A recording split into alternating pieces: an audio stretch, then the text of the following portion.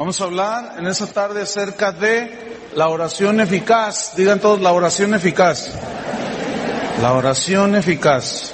Santiago 5, versículo 14, dice: si está alguno enfermo entre vosotros, llame a los ancianos de la iglesia y oren por él, ungiéndole con aceite en el nombre del Señor.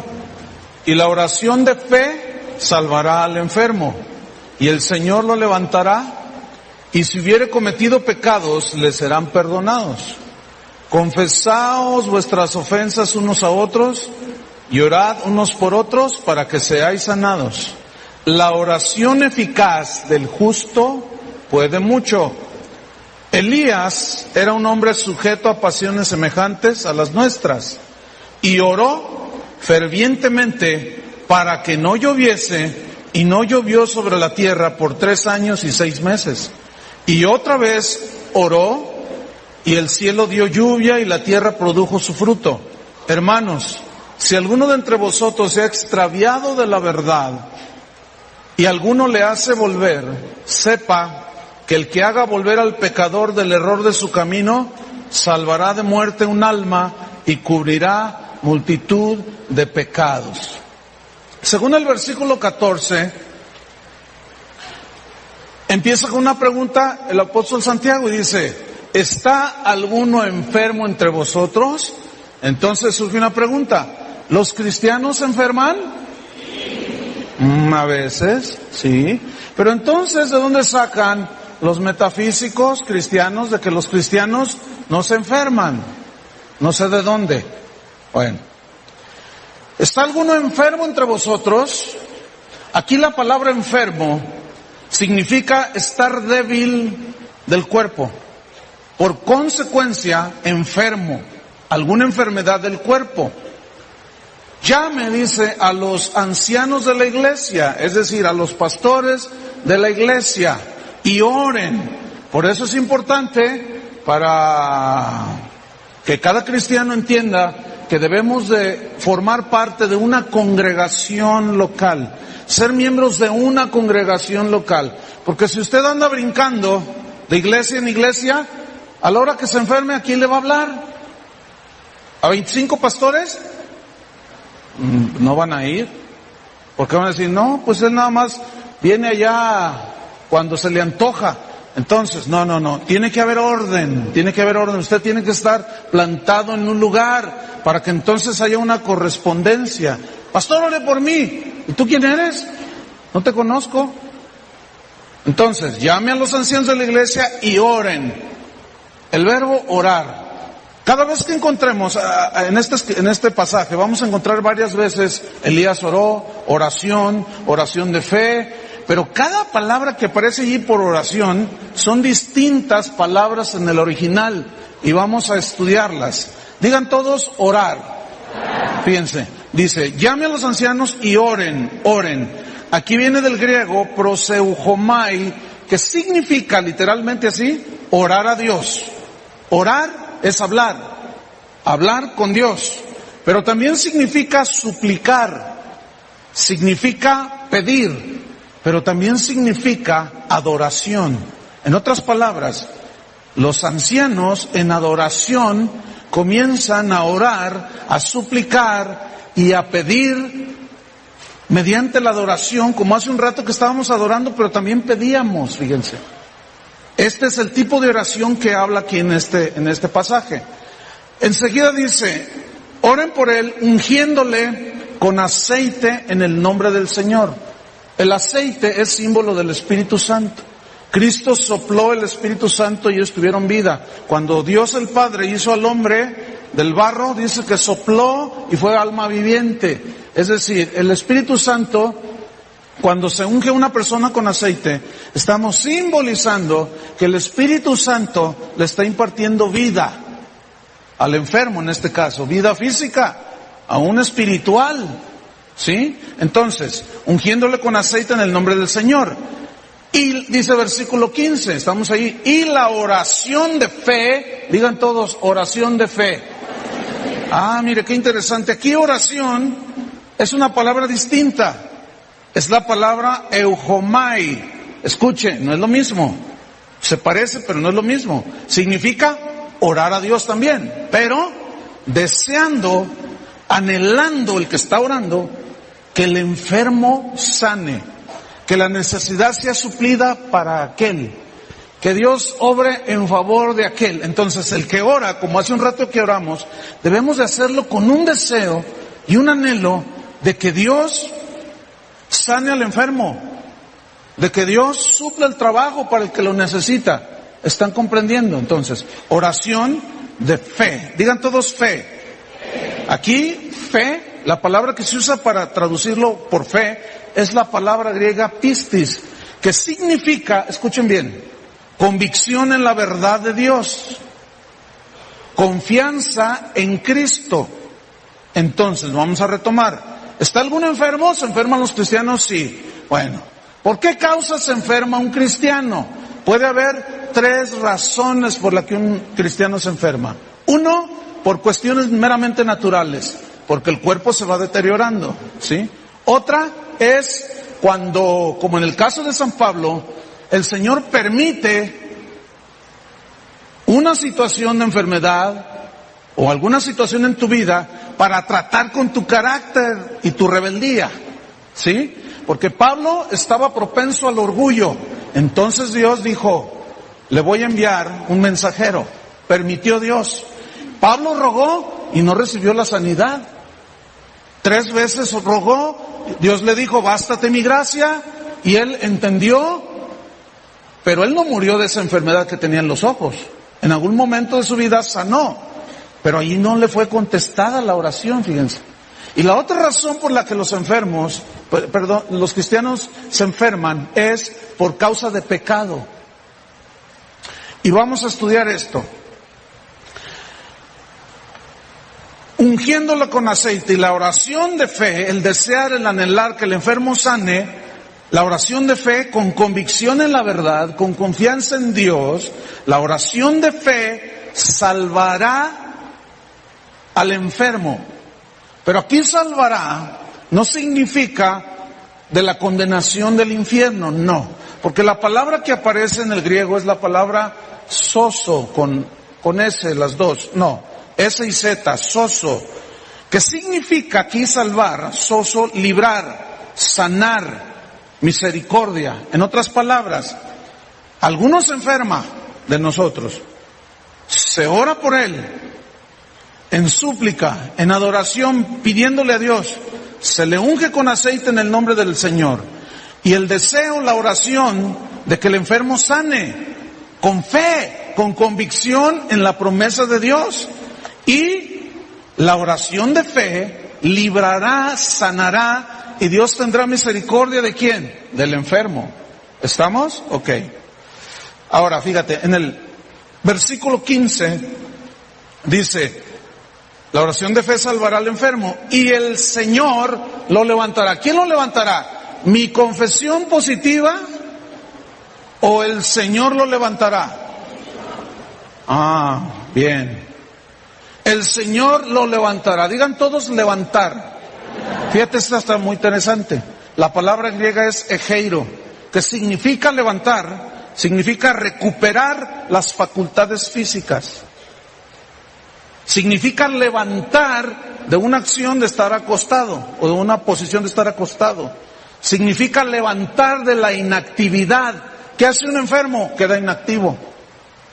Entonces dice, la oración de fe sanará, librará, Dios tendrá misericordia del enfermo y el Señor mismo lo levantará y hará que recupere todas sus facultades físicas, pero también intelectuales. Porque cuando alguien está enfermo físicamente, también sus facultades psicológicas, mentales bajan. Un enfermo no tiene ganas de hacer nada, ¿no es cierto? Está ahí todo triste, porque le duele, porque se siente mal, porque no, qué sé yo, y está deprimido. Uno de los errores de los seres humanos, de las personas, es que están en pecado. Se deprimen y luego van al psicólogo y los hunde más. Váyase a Acapulco, conquístese una muchacha y pásesela bien y ya se le pasa la depresión. ¿Será? Bueno, El Señor le levantará. Ahora, una pregunta. ¿Quién lo va a levantar? ¿Mi decreto? Ahí le hice como karateca, ¿verdad? Mi decreto, mi oración y pensamiento positivo es el que va a levantar al enfermo, o lo que voy a orar y cómo voy a orar. Y el Señor me contestará, ¿y quién lo va a levantar? ¿Lo que yo dije? No. Ahí dice en el versículo, y el Señor lo levantará. ¿Por qué lo va a levantar? Porque va a honrar la fe de los que están orando. Ahora bien, sin fe es imposible agradar a Dios, pero no solo es cuestión de fe, hay otros elementos que vamos a estudiar. Dice en el versículo 15, a mitad del texto, y si hubiere, como algo eventual, cometido pecados, les serán perdonados. Entonces, escuchen esto, en ocasiones el pecado es causa de enfermedades en los cristianos y también en la gente no cristiana, en ocasiones dije.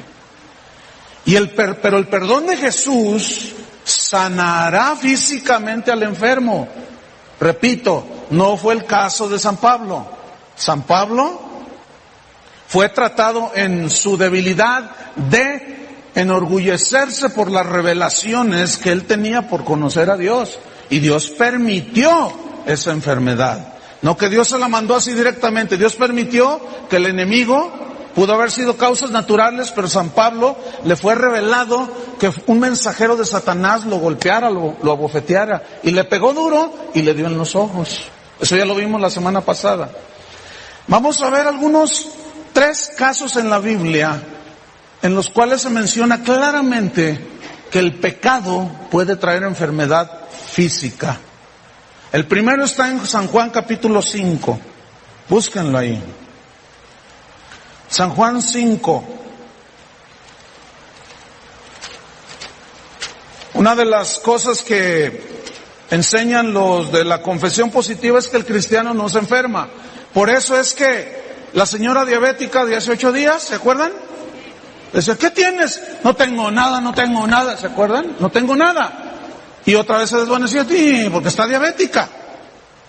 Según ella, si ella dice, es que tengo diabetes, entonces está aceptando que tiene diabetes. Entonces no tengo nada, pero sí tiene diabetes. Entonces, ¿cómo está la cosa? Algo anda mal ahí. Nos han enseñado mal. Hemos comido mal alimento por muchos años. Juan 5:14. Aquí habla de un caso cuando dice que había un pozo y llegaba un ángel, movía el agua y el primero que bajara quedaba sanado.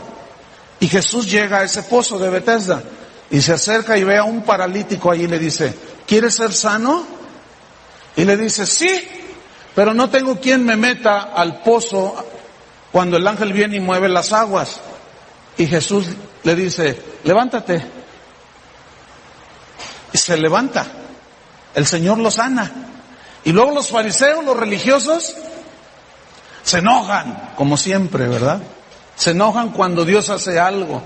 Y luego dice en el versículo, vámonos rápido para ahorrar tiempo, en el versículo 14 Jesús le habla a este hombre. Después le halló Jesús, ¿en dónde? ¿En la discoteca? ¿Jugando cartas con sus amigos? ¿Celebrando con tequila su sanidad? Entonces, ¿cómo la gente cuando se bautiza se emborrachan? Yo no entiendo eso. Pero bueno, aquí el hombre, el ex paralítico, estaba en el templo. ¿A qué fue el templo? ¿A qué vas tú a la casa de Dios? A dar gracias, a adorar a Dios, aunque algunos 2, 3 vienen a ver qué agarran. Pero allá ellos. ¿No es cierto, Chuy? Allá ellos. Ahora dice que Jesús lo oyó en el templo y le dijo, escuchen bien, ¿qué le dijo? Mira, has sido sanado. Vean ahí, no peques más para que no te venga alguna cosa peor. ¿Lo entienden? Claramente, mira, ya te sané, pero ya no peques, ya no trates a tu esposa así, ya. tranquilo. Y mucho menos le pegues. No la ofendas. Porque si no, te va a venir una cosa peor. Y el ex paralítico lo miraba. Está bien, Señor, está bien. Él entendió que por causa de su pecado, él estaba paralítico. Vamos a ver otro caso, Mateo 9. En el versículo 1, ahí es otro caso. Está Jesús predicando, había mucha gente, 4 hombres traen un paralítico y abren el techo y lo bajan con unas cuerdas. Eso dice en el Evangelio de Lucas y Marcos. En Mateo no da ese detalle, pero es el mismo pasaje. Y lo bajan. Dice la Biblia que al ver Jesús la fe de ellos, le dijo al paralítico, en el versículo 2, al ver Jesús la fe de ellos, le dijo: ten ánimo, hijo.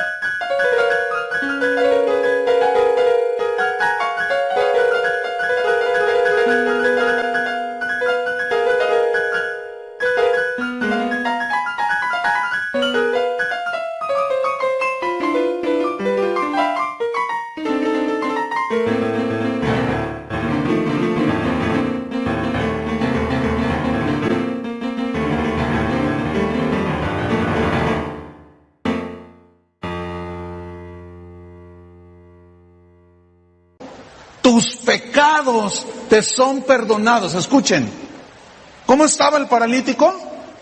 Paralítico. ¿Ya ves? Está durmiendo, no se duerma. ¿Cómo estaba el paralítico? Paralítico. ¿Por qué no le dijo Jesús, sé sano? ¿Por qué le dijo, tus pecados te son perdonados? Toma tu cama y vete. Y lo oyeron los fariseos y dijeron, está blasfemando este.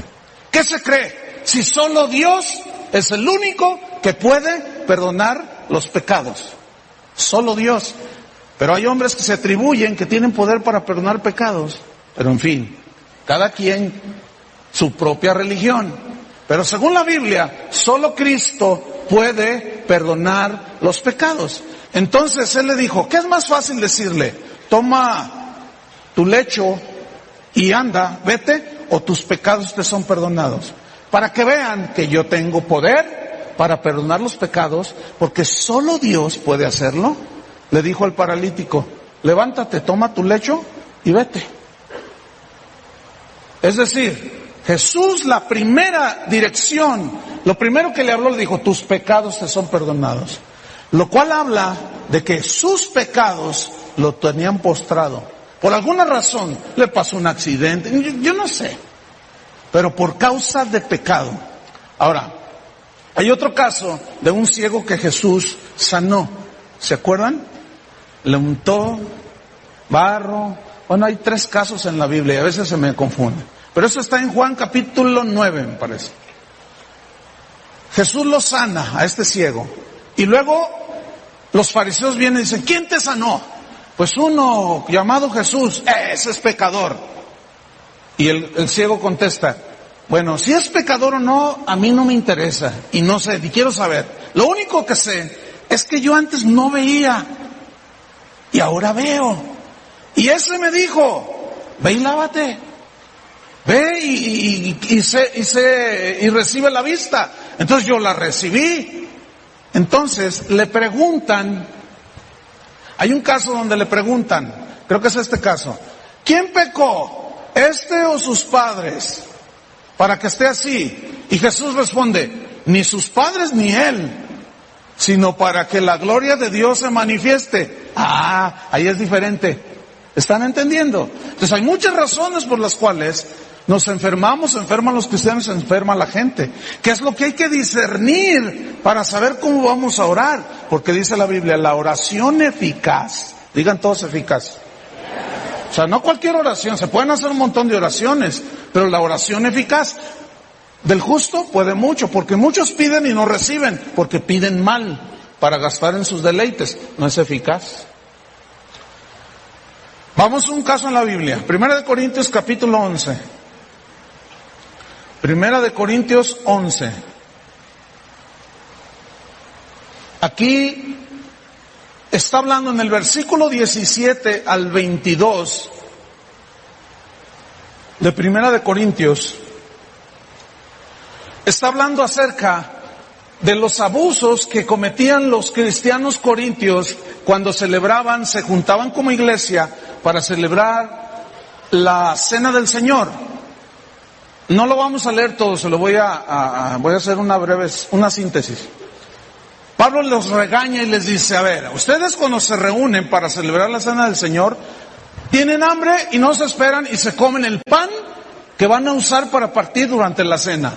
Y otros se toman todo el garrafón de vino y se emborrachan.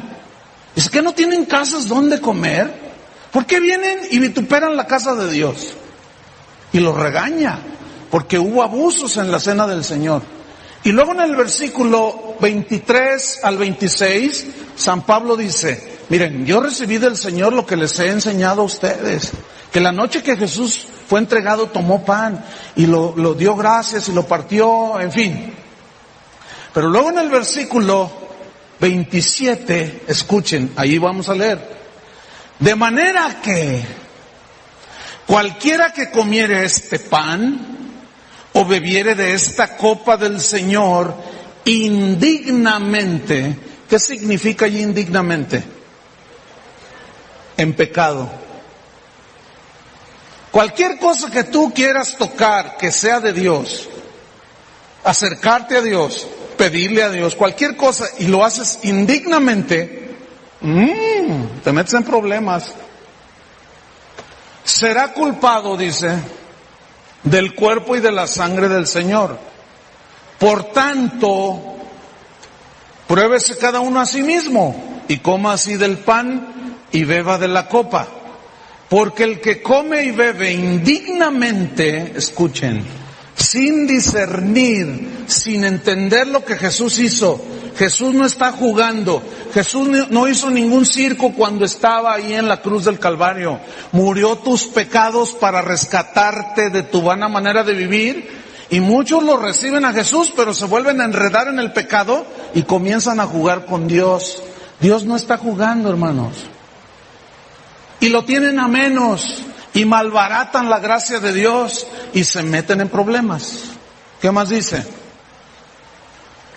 En el 29, el que come y bebe indignamente sin discernir el cuerpo del Señor, escuchen, juicio come. ¿Qué come? ¿Juicio de quién? De Dios. Y bebe juicio. ¿Cómo es que se manifiesta en este caso el juicio? Sigamos leyendo. Por lo cual, es decir, por tomar a la ligera las cosas de Dios. Escúchenme bien, porque aquí viene algo muy importante para nosotros. Por lo cual hay muchos enfermos. Digan, muchos enfermos. ¿Cuántos? Híjole, ¿qué les pasaba a los corintios? Por lo cual hay muchos enfermos y debilitados entre vosotros. Eso no les gusta a los de la palabra positiva, ni la palabra de fe, porque dicen, no, les lees esto, dicen, no, es que hoy hay más revelación que la que tenía San Pablo. Ay, vamos a postrárnosles a ellos tienen más revelación que San Pablo. Eso es una blasfemia, hermanos. Ya no hay más revelación que lo que está escrito. ¿Están de acuerdo con eso? Así es que mucho ojo, ¿Qué más dice? Hay muchos enfermos, debilitados entre vosotros y muchos duermen. Vamos a estudiar esas tres palabras. La palabra enfermos se refiere a los enfermos entre los cristianos corintios, pero enfermos físicamente. ¿Alguna enfermedad en el cuerpo? Cualquiera. Ok. Debilitados, la palabra griega que aparece allí significa sin fuerza física.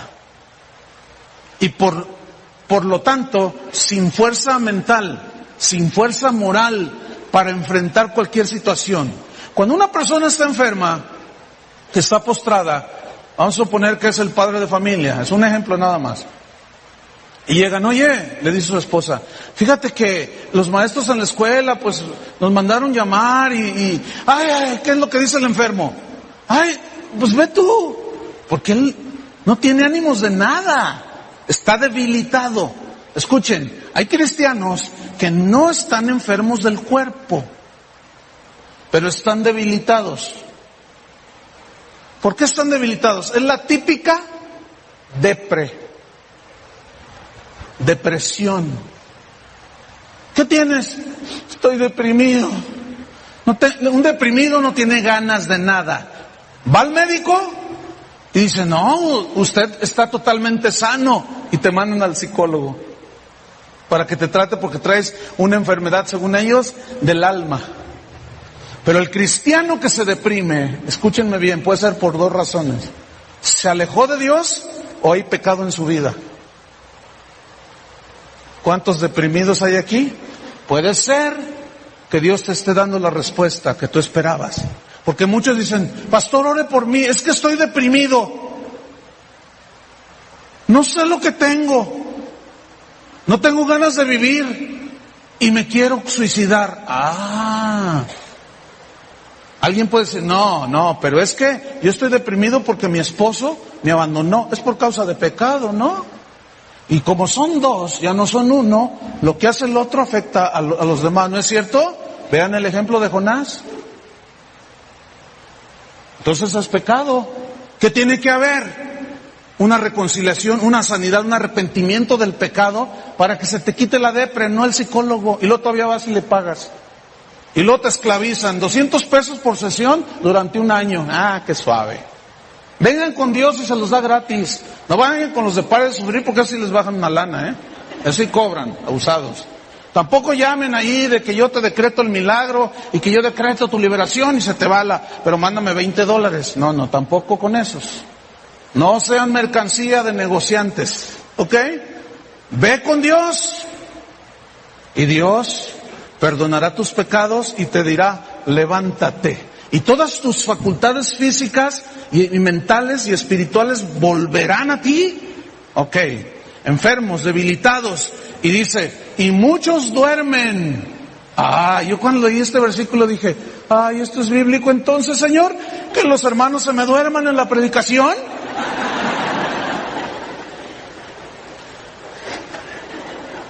Y muchos, algunos hasta se acorrucan en la esposa, le hacen.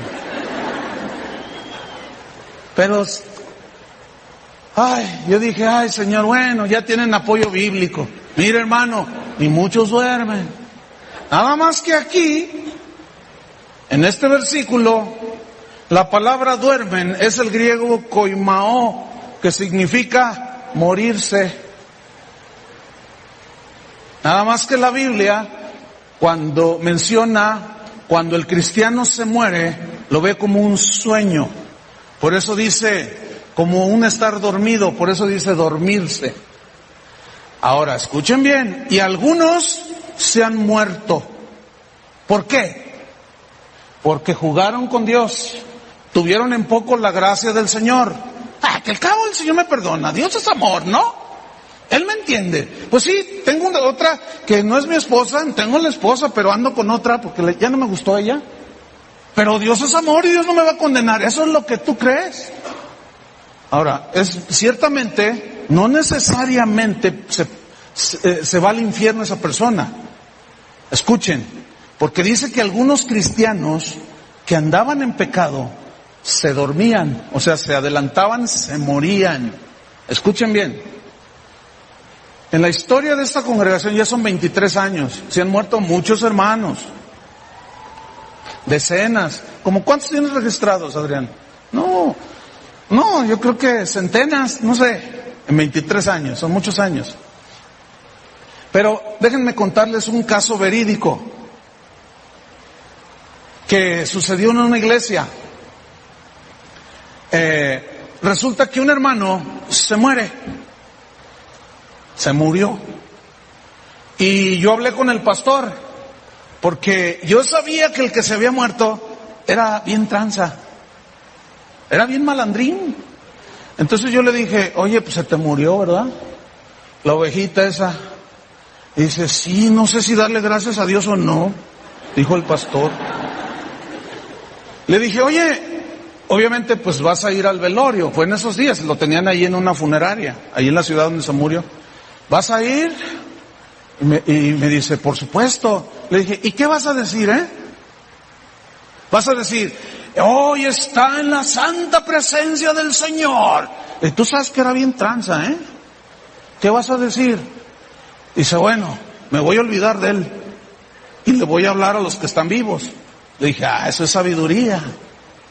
Porque no vas a decir una mentira, porque toda la gente y los hermanos en la iglesia sabían que era bien tranza el viejo ese que se murió. El hermano, pues, para que no se oiga tan feo. Sabían que era bien tranza. Entonces, el pastor le habló a los que estaban ahí y no mencionó nada.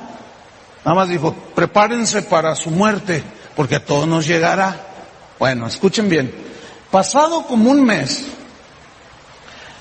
un hijo de este señor que se murió, en esa iglesia que estoy mencionando, me dijo a mí personalmente, porque yo también lo conocía, me dijo, ¿sabes, pastor?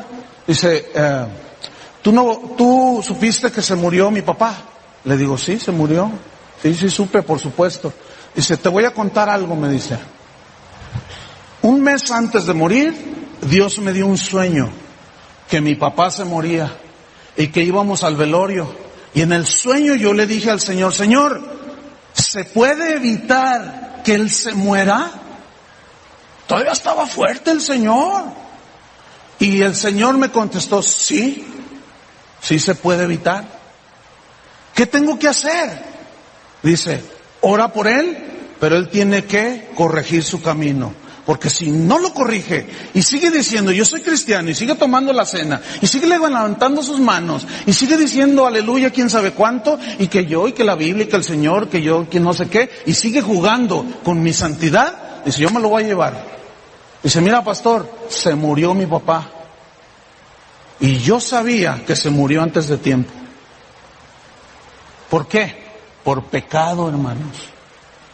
Yo estoy convencido que hay mucha gente, cristianos en las iglesias. No todos, Hay que tener mucho cuidado en manejar esto. Porque Esteban era un hombre joven, el de la Biblia, y se murió muy joven y lo apedrearon, pero ese era otro asunto, fue por causa de testificar.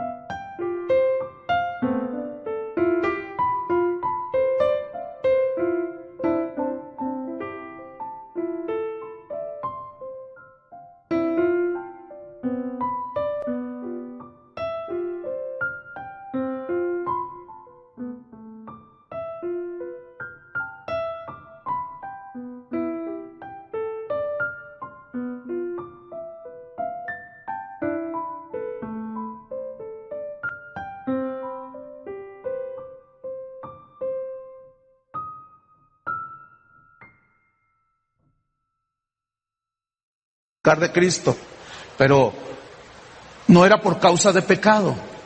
Entonces, fíjense, yo mismo en lo personal he hablado con gente que está a punto de la muerte, se arrepienten, pero ya es demasiado tarde.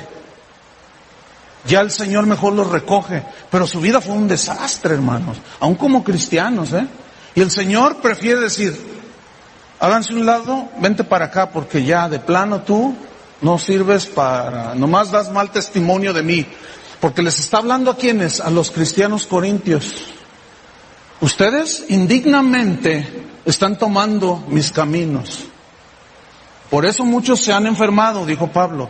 Otros están débiles, estos apáticos ahí, no tengo ganas. Y otros ya se murieron antes de tiempo. ¿Están entendiendo? Entonces, Es en serio esto que estamos hablando, hermanos. ¿Ah? ¿Qué más dice? Versículo 31 de Primera de Corintios. Hoy me fui. Primera de Corintios 11, versículo 31. Dice, si pues nos examinásemos a nosotros mismos, es decir, si hacemos un examen de conciencia, ¿se acuerdan cuando íbamos a la doctrina cuando estábamos chiquillos? Hagan un examen de conciencia, es decir, háganse un examen donde han pecado.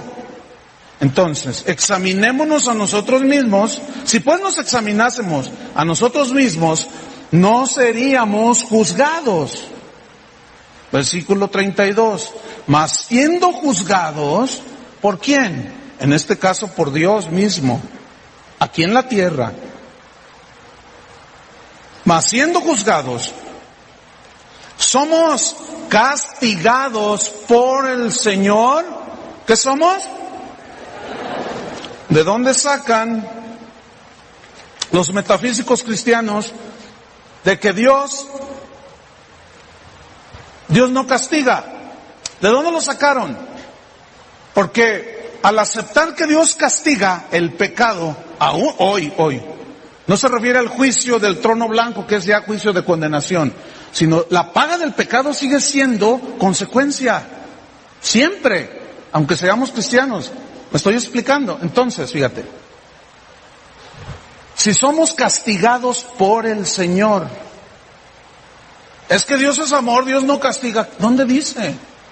Sí dice que Dios es amor, pero también dice que así como un padre disciplina a sus hijos y los castiga, así cuánto más Dios. Pero resulta que la palabra aquí castigar viene del griego paideuo, que significa, escuchen, eso está muy interesante, significa entrenar, significa educar, aprender. ¿Para qué tú disciplinas y castigas a tus hijos? No le dices, para que aprenda, ¿no es cierto? Para que se eduque. Y tú le dices, no se toma la cuchara así. Entonces tú lo disciplinas y luego te hace un berrinche, ¡ay! Te avienta la cuchara. Entonces tú lo agarras, sacas la varita y órale, hijo, para que se eduque. Dices, ¿no es cierto? Para que aprenda. Pero es disciplina, es un castigo. Castigar para que aprendas y te grabes bien en la cabeza que con Dios no se puede jugar. Si pecamos, somos castigados. ¿Por quién? Escuchen bien. Dios delegó a los pastores de la iglesia disciplina, ¿cierto? Pero cuando ya aquel que pecó, que ofendió, no se reconcilia ni con Dios ni con la gente, que se le saca de la comunión de la iglesia, finalmente, ¿quién es el que toma ya el castigo directo y la disciplina directa hacia esa persona? ¿Quién? Dios. Somos castigados por Dios, según el versículo 32. Ahí está. Si somos castigados por el Señor, para que no seamos condenados con el mundo. Es decir, para no recibir la misma condenación que el mundo va a recibir. Pero esa condenación del mundo es para perdición eterna. Pero nosotros, para lo que nos es provechoso, para que participemos de su santidad, para que caminemos bien con Dios. Ahora vamos a Santiago de nuevo. Santiago capítulo 5, versículo 16. Dice, confesaos vuestras ofensas unos a otros y orad unos por otros para que seáis sanados. La oración eficaz del justo puede mucho. Mire qué versículo, vamos a desglosarlo todo. Confesaos vuestras ofensas unos a otros. No está hablando de que usted va a ir a confesarle sus pecados a un ministro. No. Porque solo Dios puede perdonar pecados. Pero entonces, ¿a qué se refiere aquí? Porque en el versículo 15 dice, si hubiere cometido pecados, le serán perdonados. ¿Por quién? ¿Quién es el único que perdona pecados? Dios. Pero luego en el versículo 16 habla de ofensas. Escuche, confesad vuestras ofensas unos a otros. Entonces, ¿se acuerda del hijo pródigo cuando fue y se malgastó todo? Hizo un desastre de su vida. Cuando él vuelve en sí, dijo, ya sé lo que haré. Iré con mi padre y le diré, fíjate, número 1, Padre, pequé contra el cielo, he pecado contra el cielo, contra Dios, 2 direcciones, una hacia arriba. He pecado contra el cielo y contra ti. ¿Se fijan? Porque cuando tú tratas mal a tu esposa, pecas contra Dios, porque Él te dijo que la amaras y la cuidaras, ¿cierto? Pecas contra Dios. Tú le puedes pedir perdón a Dios de que trataste mal a tu esposa y Él te perdona, ¿sí o no? Pero si no le pides perdón a tu esposa, a la que ofendiste, ¿qué? Fíjate lo que dice. Confesaos vuestras ofensas los unos a los otros. Yo, Señor, perdóname, fui mala onda con mi esposa. Esposa, perdóname. Reconozco que te fallé. En 2 direcciones. Porque si no, y dice, para que seáis, ¿qué? Sanados. Digan todos sanados. Entonces, ¿por qué muchos no reciben sanidad física, emocional, espiritual y aún psicológica? ¿Por qué? Porque algunos, miren, los muchos, desgraciadamente, ni reconocen que pecaron contra Dios, mucho menos contra su esposa, sus hijos o el vecino. Y luego van con el psicólogo y el psicólogo le dice, mira, es por esto, pero ellos no, te van a decir, es porque pecaste. Confiésale a Dios tu pecado y se va a ir arreglando tu situación. Pero como ofendiste también al vecino, a tu esposa, a tu esposo, a tu hijo, también pídele perdón a él. Entonces, tenemos que hacer el asunto completo. ¿Están entendiendo? Es como, por ejemplo, mira, los de aquí están peleados con los de acá. Entonces, los de acá le piden perdón a Dios, pero nunca le piden perdón a los de acá. Y los de en medio, los dos los montonean ustedes. Y luego no reconocen o pueden ir directamente con todos los de acá y los de acá, con los de en medio. Perdónenos, es que pues los vimos así como que dijimos vamos a hacerles bolita y les dimos pamba y pues los ofendimos, perdónenos. Pero si no le piden perdón a Dios, queda al 50% el asunto. Por eso dice, ¿hay alguno enfermo entre vosotros? Llame a los pastores, únjanle, la oración de fe salvará, levantará al enfermo. Si hubiere cometido pecados, ¿quién es el único que los perdona? Dios. Pero las ofensas, ¿quién las perdona? Nosotros. Confesaos vuestras ofensas los unos a los otros para que seáis, ¿qué? Vean en su Biblia. ¿Qué dice? Sanados. Y ahí otra vez la palabra sanados, sanados físicamente, moralmente, psicológicamente y todas las mentes que tú quieras. Positivamente, aún vamos a incluirlo. Lo bueno de Dios si nosotros hacemos lo que dice la Escritura. Ok, ¿qué más dice? Al final del versículo 16, la oración eficaz del justo puede mucho. Digan todos, la oración eficaz del justo puede mucho. Vamos a desglosar toda esa oración en frases, ¿sí? Ok, la oración, digan todos oración.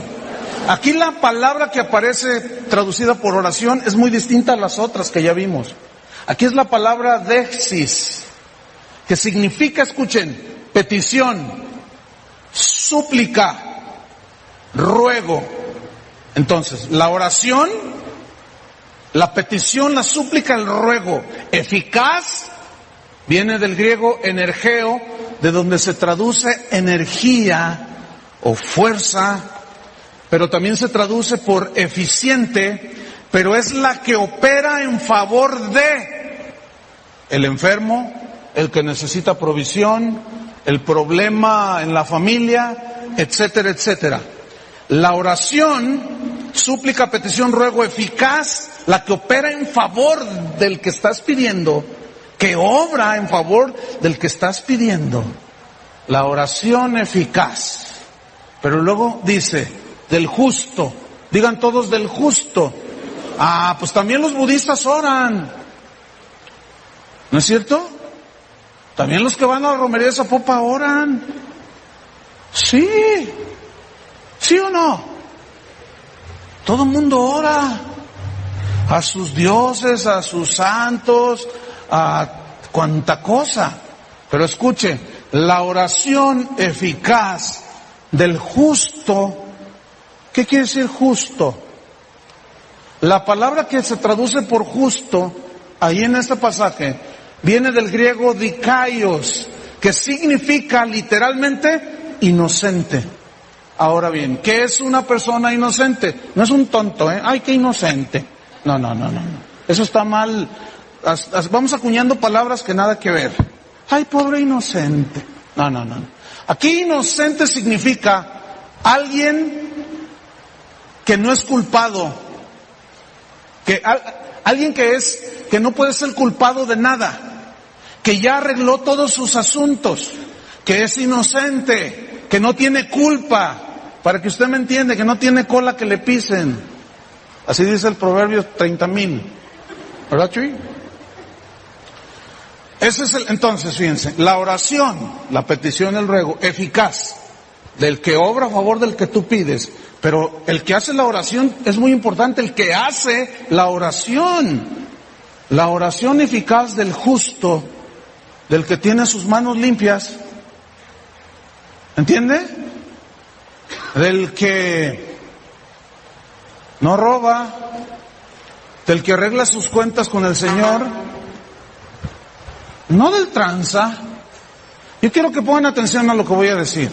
Ahí está el peligro más grave de la confesión positiva. Porque ellos te dicen, tú créelo, confiésalo y lo recibes, establécelo, decrételo y recíbelo. Pero nunca te dicen cuáles son los requisitos. Porque el decretar, el hablar, el establecer, el confesar, no tiene que ver nada con Dios. Aunque ellos dicen que sí. Porque dicen que supuestamente dice Dios en su palabra, pero ya vimos que no hay una evidencia bíblica en todo el libro de los Hechos, ni en los evangelios, de que los discípulos hicieran y practicaran lo que muchos metafísicos de hoy hacen y practican. ¿Estamos? Ok. Entonces, fíjense. La oración del justo, del que es libre de culpa. Bienaventurado aquel a quien Jehová no inculpa de pecado. Ese es el justo, el que ha lavado sus pecados en la sangre del Cordero, el que cada día, escúchenme bien, cada día va delante de Dios y se examina a sí mismo, se prueba a sí mismo y reconoce sus pecados y los pone bajo la sangre, los pone a los pies de la cruz, bajo la sangre de Cristo Jesús, todos los días. ¿Cuántas veces te lavas las manos? Todos los días. Y la Biblia dice, lavaos vuestros cuerpos, vuestras manos con agua limpia. ¿A qué se refiere? Que nos lavemos con la palabra de Dios y nos limpiemos los pecados con la sangre de Cristo. Y esto es un acto de fe. Entonces, escuchen, la oración eficaz del adulto, la oración eficaz del tranza, la oración eficaz del mentiroso, no, ¿así dice su Biblia? La oración eficaz del maldiciente, no. ¿Qué dice en tu Biblia, Charlie? Ya me confundí. ¿Cómo dice? La oración eficaz del que se clava los diezmos, La oración eficaz del justo, del que le dice al Señor, Señor, mis manos están sucias, límpialas. Mi corazón está sucio, límpialo. Se pone a cuentas con Dios. La oración eficaz del justo, ¿qué? Digan todos, puede mucho. Ahora, este verbo poder, de hacer, viene del griego dunamis, de donde viene la palabra dinamita. y habla de algo poderoso, de una fuerza poderosa, pero en este caso significa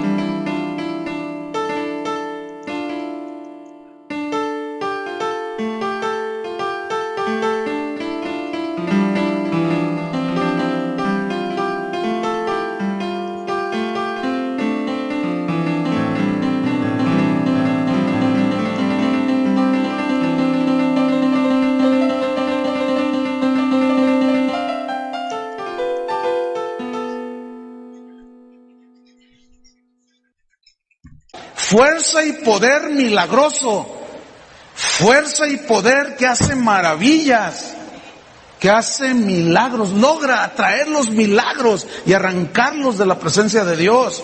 La oración eficaz del justo, ¿qué? Puede mucho. ¿De quién? ¿De cualquiera? No de cualquiera. Del justo. Yo te pregunto, por eso Jesús dijo, y cuando estéis orando, perdonad.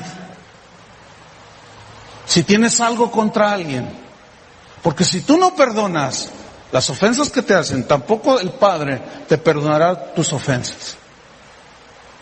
Cuando les dijeron los discípulos a Jesús, Señor, enséñanos a orar, ¿quieren aprender de veras? No le dijeron, Señor, enséñanos a decretar, enséñanos a confesar positivo. No le dijo esto los discípulos a Jesús. Les dijo, enséñanos a orar. Y Jesús les dijo, cuando ustedes oraréis así. Padre nuestro que estás en los cielos. Todos nos sabemos el Padre nuestro y de machetito. Fue la primera oración bíblica que nos aprendimos. Padre nuestro que estás en los cielos, santificado sea tu nombre. Esto es pura alabanza y adoración. Después viene la petición, danos hoy nuestro pan de cada día. Es la provisión diaria.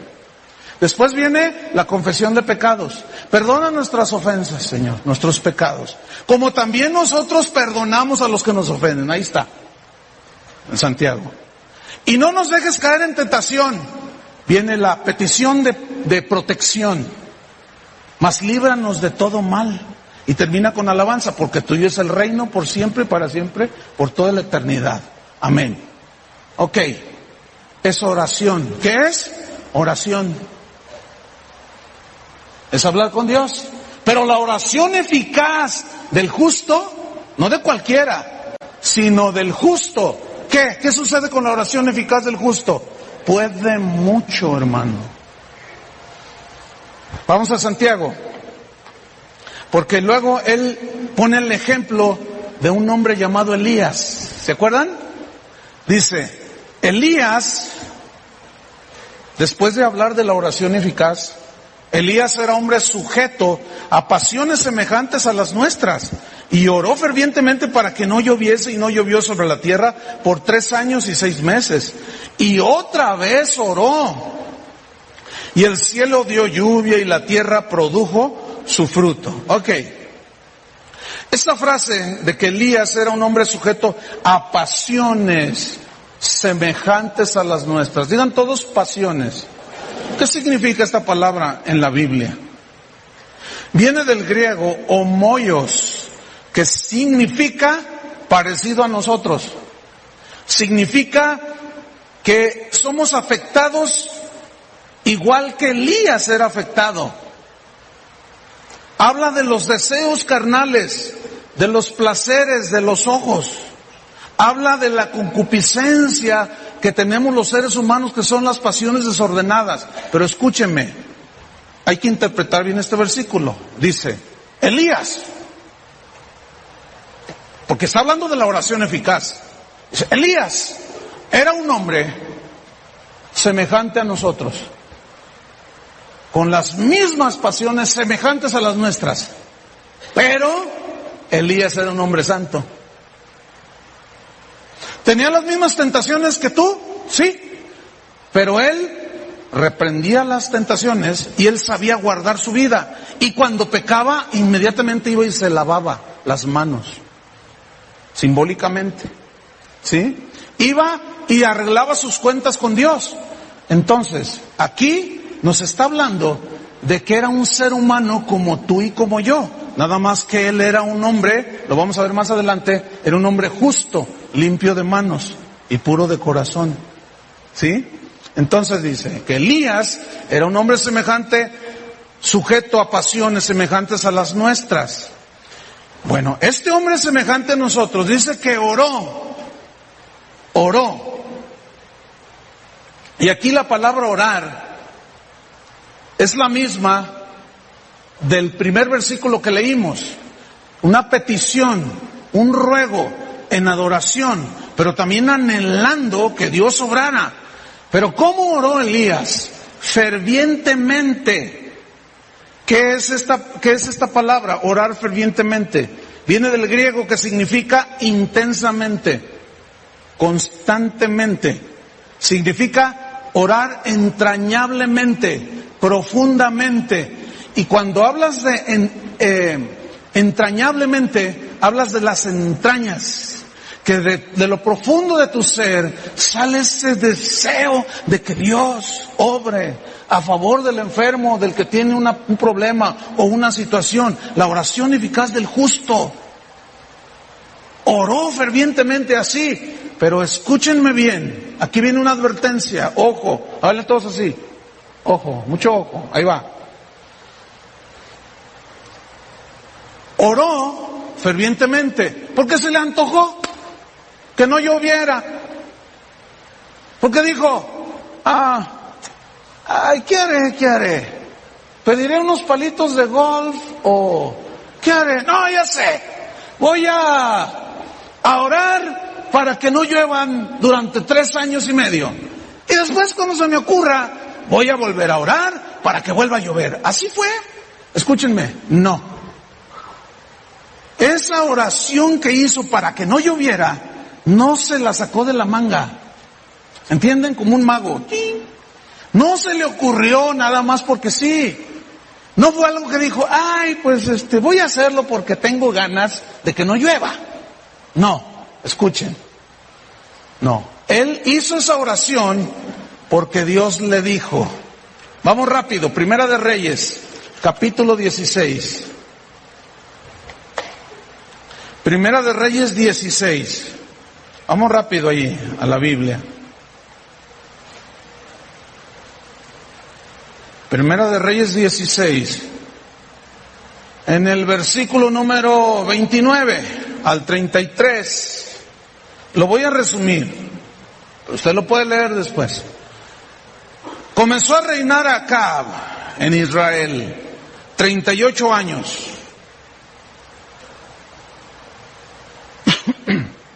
El año 38 de Asa, rey de Judá. Y reinó Acab, hijo de hombre, sobre Israel en Samaria 22 años. Pero dice que este Acab, rey de Israel, empezó a adorar ídolos. Metió en la casa de Dios ídolos abominables. Hizo cuanto pecado le vino a su gusto hacer y se casó con una bruja. Jezabel era una mujer mala y le dijo, ¿sabes qué? Yo quiero un templo para Acera. Vamos a hacérselo. Y le hicieron un templo a Acera. Así se llamaba esa diosa. Y dice la Biblia que fue el que hizo los pecados más horribles de todos los reyes de Israel. Y dice que provocó el enojo de Dios. Y aquí es cuando aparece en el capítulo 17 Elías. Vamos rápido. Versículo 1. Entonces Elías Tisbita, que era de los moradores de Galad, dijo a Acab, al rey perverso, vive Jehová Dios de Israel, en cuya presencia estoy. ¿Quién subirá al monte de Jehová? A la presencia de Dios. El limpio de manos y puro de corazón. El que no ha elevado su alma a cosas vanas. Interprételo. Palitos de golf, casas lujosas, tontería y media de esas que nos dicen los metafísicos. Dice, Acab, yo, Elías, siervo de Dios, estoy en su presencia. Yo quiero preguntarte, ¿en dónde es donde un cristiano va a conocer la voluntad de Dios? ¿En la discoteca? ¿En el cine? ¿O en la presencia de Dios? Pero muchos van a la presencia de Dios sucios, amargados, quejumbrosos, murmuradores, ofensores, y todavía le reclaman a Dios, ¿por qué no me haces esto? Si yo tengo fe. Tranquilo, hermano, no te nos adelantes, te vais a dormir. Tranquilos, es en serio. Y caigas en un sueño profundo. En cuya presencia estoy, que no habrá, fíjense, lluvia ni rocío en estos años. ¿Y qué dice Elías? Sino por mi palabra. Y aquí es donde se confunden nuestros hermanitos metafísicos. Dicen, ¿ya ves? Ahí está. Por lo que él decretaba, por lo que él ordenaba. Ahora sí que, como decía mi abuelito en el rancho, espérate.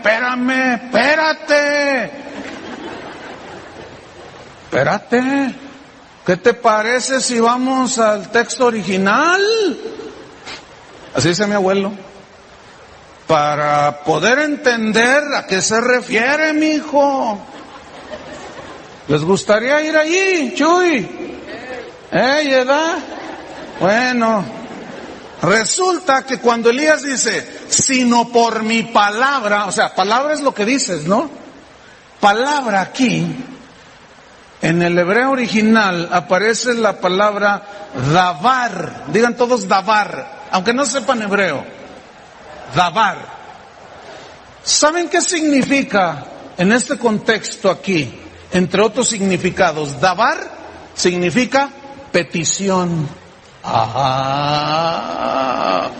Anótale, y es una anotación ahí en tu Biblia para que no se te olvide. Entonces, Elías va con Acab y le dice, rey, fíjate que Dios quiere traer juicio contra ti, ¿cómo la ves? Y yo estoy en la presencia de Dios, y por mi palabra no va a llover por 3 años y medio. ¿Cómo la ves, rey? por mi palabra, por mi petición. ¿Qué es una petición? No es una proclamación positiva, hermanos. No. ¿Qué es petición? Oración, hermano. ¿Qué dijo Santiago? La oración eficaz del justo puede mucho. Elías oró. ¿Ven? No estableció, no declaró, no habló palabra de fe, no. Elías, no se duerman, háganle así. Elías oró. Por mi petición, no caerá la lluvia. Ahora, Elías se lo sacó de la manga, se le antojó, nada más así porque sí. Vamos a ver, versículo 7. Pasados algunos días se secó el arroyo porque no había llovido sobre la tierra. 3 años y medio. Por la petición de Elías. Ahora, ¿cuál era el propósito de que Dios le dijera a Elías, ora para que no llueva? Juicio a Israel, hermanos. Dios juzgó el pecado de Israel y dijo, voy a tratar con ellos. Me han provocado, se burlan de mí, voy a castigarlos. ¿Qué hizo Dios a los corintios?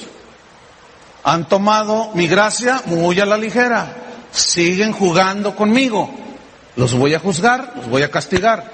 Algunos se enfermaron, otros se debilitaron y otros se murieron antes de tiempo. ¿Ven? Capítulo 18. Pasados muchos días vino palabra de Jehová a Elías en el 3er año, diciendo, ve, muéstrate a Acab otra vez. Y miren lo que dice aquí, y yo haré llover sobre la faz de la tierra. ¿Quién es el que hizo llover? ¿Quién es el que hizo que se detuviera la lluvia? Dios.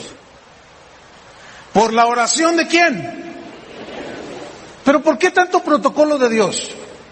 Porque Elías era el representante de Dios, era el que Acab podía ver, porque Dios no lo podía ver. Y le dijo, fíjate que yo soy el representante de Dios, yo soy el profeta, y Dios va a traer juicio sobre ti.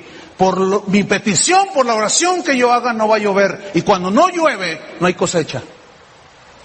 Cuando no llueve, se secan los campos, se secan los ríos, las lagunas, y hay muerte, hay hambre.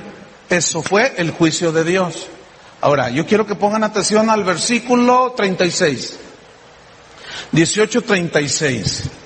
Después viene lo de los profetas, que Chuy durante la alabanza estuvo allí ministrando, mientras estaban dirigiendo la alabanza del sacrificio, manda fuego. Pero en el versículo 36, yo quiero que leamos este texto. Cuando llegó la hora de ofrecerse el holocausto, se acercó el profeta Elías y dijo, Jehová Dios de Abraham, de Isaac y de Israel, sea hoy manifiesto que tú eres el Dios en Israel y que yo soy tu siervo. Escuchen, y que por mandato tuyo he hecho todas estas cosas.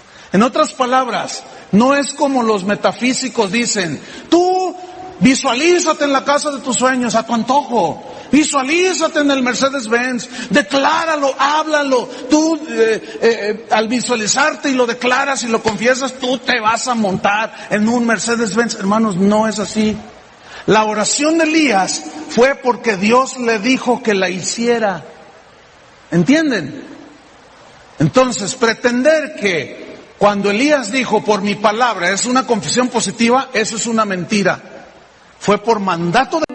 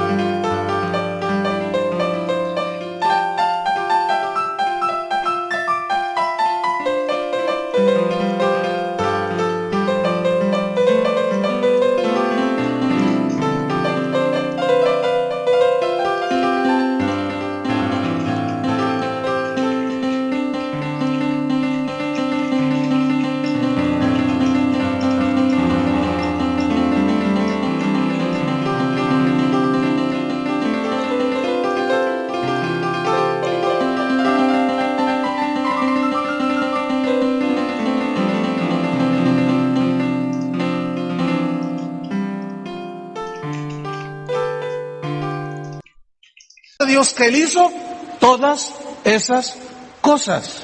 ¿Estamos? Ok. Versículo 41 al 46 del capítulo 18.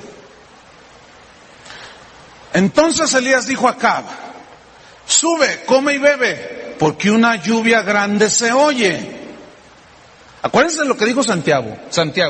La oración eficaz del justo puede mucho. Elías oró fervientemente y no llovió por 3 años y medio. Después volvió a orar y cayó la lluvia. ¿Qué está mencionando allí? Que la oración eficaz del justo, vean todo lo que puede, pero esa oración es la que Dios pone en el corazón para que la hagamos. ¿Se acuerdan una vez que Jesús va caminando? Iban a entrar, creo que a Capernaum, una ciudad de esas. Iban a entrar y no los recibieron. Y los discípulos dijeron: ¿por qué no nos reciben? Señor, le dice uno de los discípulos, ¿quieres que mandemos descender fuego como Elías y los consuma? Y Jesús va: ¿qué? Sí, tenían fe los tremendos. Ellos decían: ¿quieres que ordenemos y mandemos que caiga fuego sobre ellos y los consuma? ¿Qué están diciendo? ¿De dónde sacaron eso? Porque eso fue de su arbitrio, de su rencor. Otros lo hacen de su codicia. Casas nuevas, palos de golf, dinero, viajes. ¿Entiende? Y Jesús le dice: ustedes no saben de qué espíritu son, y se sigue caminando. Y se va y los deja ahí. Y se quedan los discípulos. Porque era una petición mal hecha. Pedís y no recibís porque pedís mal. Para vuestras venganzas, para vuestros placeres, y no recibes. Pero la oración del justo, la oración eficaz del justo, ¿qué? Puede mucho. ¿Ven? Terminamos. Dice en el versículo 42, Acab subió a comer y a beber, y Elías subió a la cumbre del Carmelo, y postrándose en tierra, aquí es donde Santiago dice, y volvió a orar. Puso su rostro entre las rodillas, era una posición de oración pero humillada. Yo quiero que noten, no habló positivamente, no decretó nada, no confesó nada más sin ton y son, porque yo lo digo, va a ser niña porque yo lo digo, lo creo y lo recibo, y fue niño. ¿Se acuerdan de ese ejemplo? ¿De hace 8 días? No. ¿Qué hizo Elías? Oró, digan todos, oró. Habló con Dios. Y la confesión positiva nos roba, hermanos, la oración. Y quita a Dios del cuadro, y eso es muy peligroso. Versículo 43. Y dijo a su criado: sube ahora y mira hacia el mar. Y él subió y miró y dijo: no hay nada. Y él le volvió a decir: vuelve 7 veces. A la 7ª vez dijo: ve una pequeña nube como la palma de la mano de un hombre que sube del mar. Y él dijo: ve y dile a Acab, unce tu carro y desciende para que la lluvia no te ataje.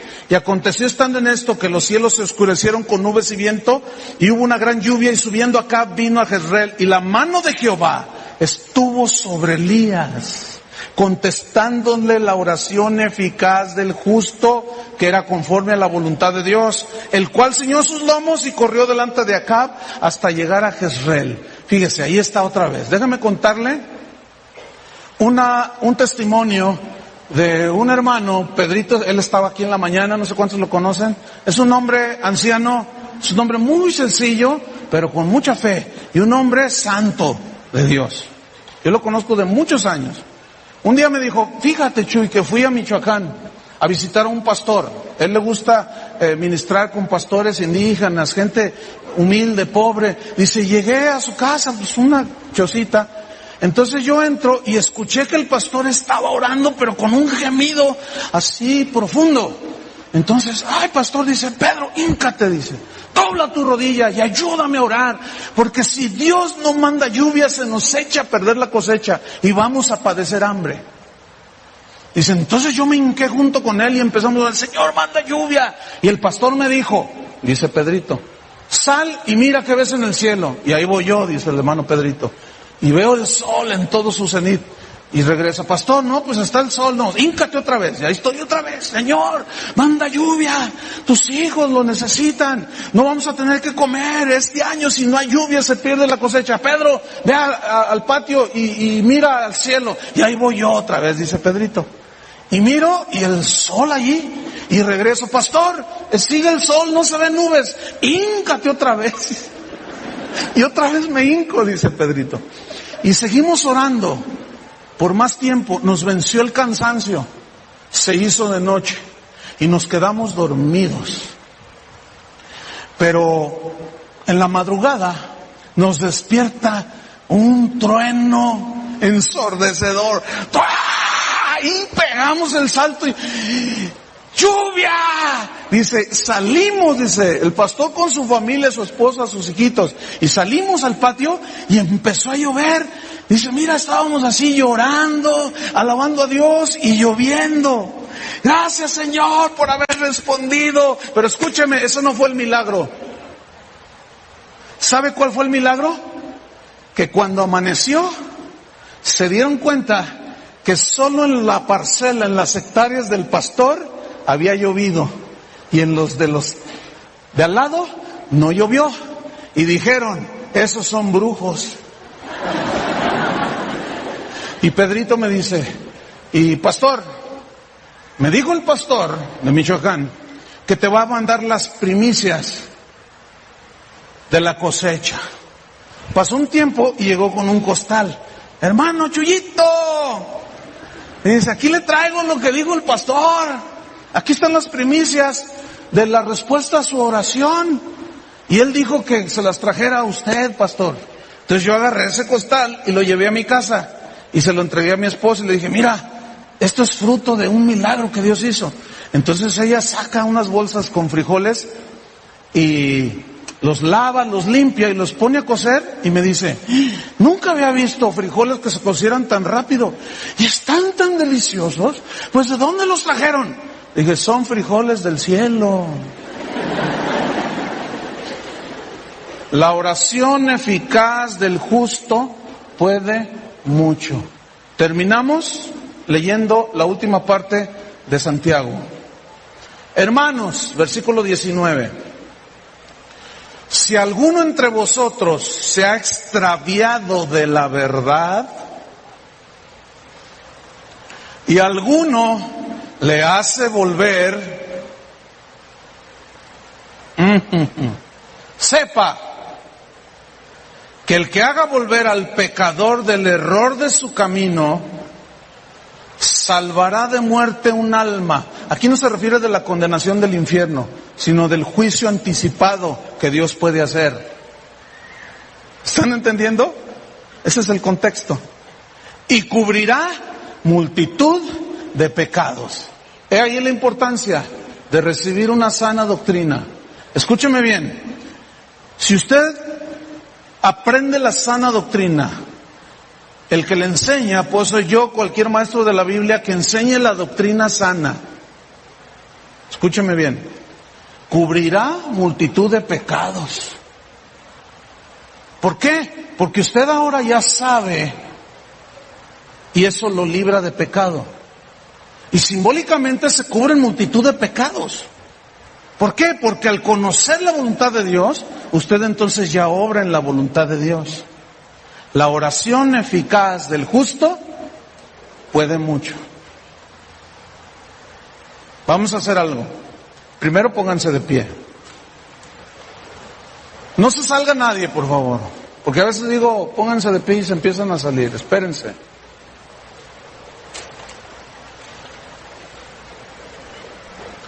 Así como cuando va al cine, nunca se sale a la mitad de la película, ¿verdad? Están saliendo las letritas y espérate. Están ahí, todavía ven. Y a veces yo tengo broncas con eso, fíjense. A veces los veo desesperados, ya querés alargar algunos. Ay, soy yo feo, ¿verdad?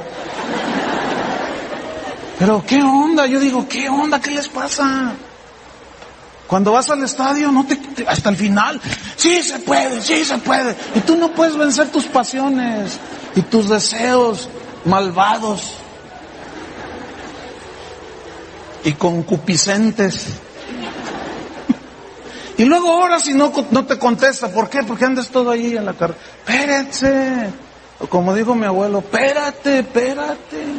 Todavía no acabamos. Escuchen bien. ¿Qué hay que hacer? Ponerse bien con Dios, ¿no? La oración eficaz del justo. ¿Cómo está tu vida? Fíjense, algunos de ustedes, híjole, bueno, lo voy a decir, algunos, y voy a cerrar mis ojos para no ver a nadie, pero algunos de ustedes hacen un desastre de su vida.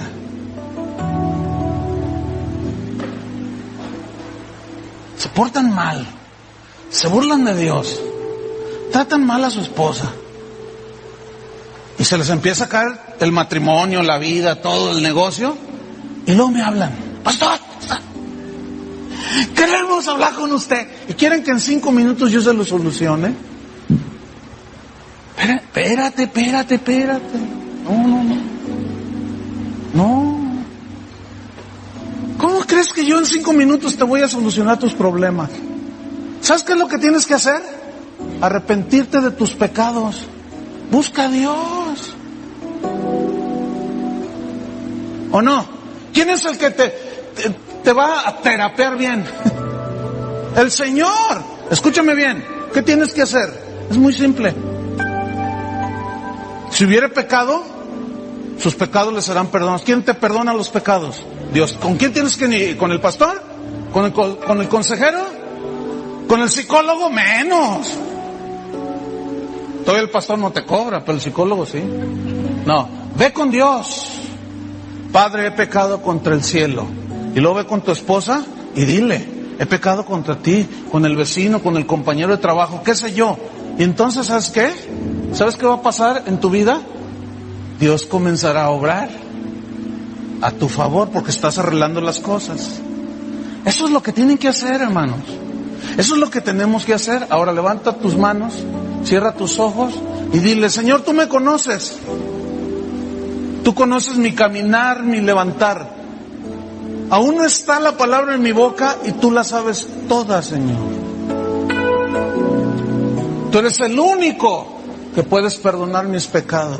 Dile. Y yo confieso mis pecados, Señor. Soy mentiroso, lo que seas, lo que hayas hecho. Pídele perdón al Señor, de corazón. De corazón. Y recibe el perdón de Dios. Esto es un acto de fe. Si confesamos nuestros pecados, Él es fiel y justo para perdonarnos y limpiarnos. Bien, recibe el perdón de Dios, hermano, por fe. ¿De acuerdo? Ahora bajen sus manos, abran sus ojos, mírenme. Ahí no termina la cosa. Hay que ir y confesar la ofensa al agraviado. En la mañana cuando yo estaba haciendo eso, estaba un joven con su mamá. Después supe que era su mamá y pensé que no venían juntos pero después me di cuenta que eran madre e hijo. Y cuando yo dije esto, hermano, ahora tienes que ir con alguien. Hubieran visto el abrazo que se dieron, hermano. Perdóname, mamá, le dice. Sí, mijito, sí. Entonces ella oró y pues estaban ahí. Dijo, Señor, sánalo, porque el muchacho andaba con una confusión, no sabía ni cómo se llamaba, no sabía si descendía del mono o venía de Dios, andaba todo por ningún lado, andaba todo debilitado, todo mal. Pero cuando le piden perdón a Dios y luego le dice, mamá, perdóname, y ella lo abraza y le dice, sí, mijito, te perdono, le dice. Los hubiera visto cómo se fueron, hermano. Ahí no se acaba la cosa, hay que arreglar las situaciones. Si usted robó, restituya lo que robó. Pero ya me lo gasté. Pues trabaje. Porque si no, escúcheme bien, usted puede orar, confesar positivo, usted puede decir que tiene toda la fe del mundo y que no sé qué y quién sabe cuánto rollo y nada. Y tengan cuidado, no se vaya a caer en un sueño profundo. Fíjese lo que nos está hablando el Señor. ¿Entendieron? Entonces ahí no se queda la cosa. Saliendo de aquí hay que hacer llamadas, hay que ir, yo no sé, cada quien va a hacer lo que tiene y le corresponde, ¿de acuerdo? Vamos a darle gracias a Dios. Señor, te damos gracias porque tú nos limpias y ahora queremos hacer algo, Señor. Una vez que estamos limpios, somos justos, ahora comienza a orar en favor de alguien, hermano. Algún enfermo, alguien que venga a tu mente. Puede ser tu hijo, tu hija, un vecino mismo, una situación que tú tengas en tu hogar, en tu familia. Porque la oración del justo, la oración eficaz del justo, puede mucho, hermano. ¿A dónde nos lleva esto? A caminar en santidad todos los días, a limpiar nuestra vida todos los días.